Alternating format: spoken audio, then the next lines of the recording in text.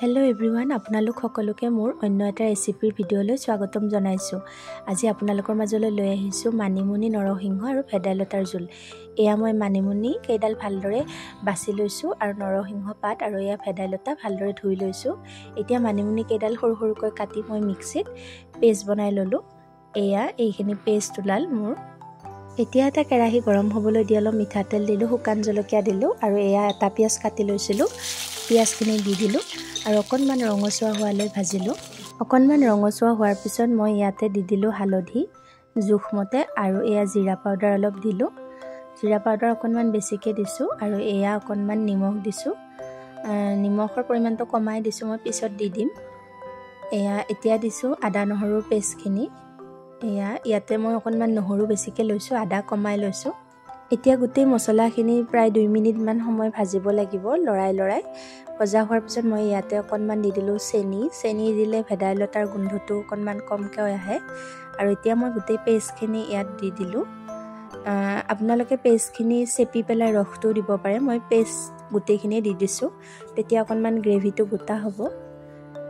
আৰু এয়া ভেদাইলতা দিয়াৰ কাৰণে অকণমান ক'লা ৰঙৰ হয়।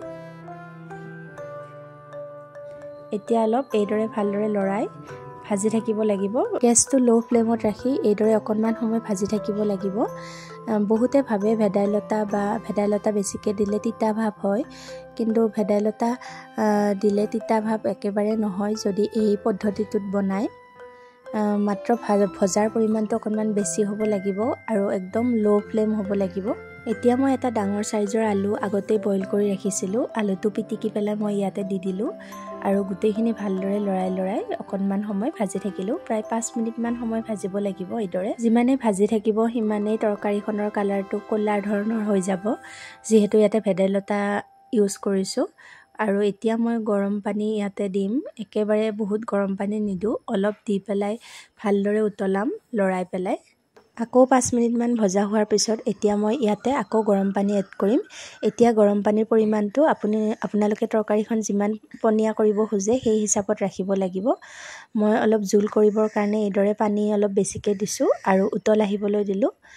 এয়া উতল অহাৰ পিছত ইয়াৰ পৰা এটা ফেন ওলাব, এই ফেনটো কাঢ়ি পেলাই দিব লাগিব, তেতিয়া তৰকাৰীখনৰ সোৱাদ তিতা একেবাৰে নহয়।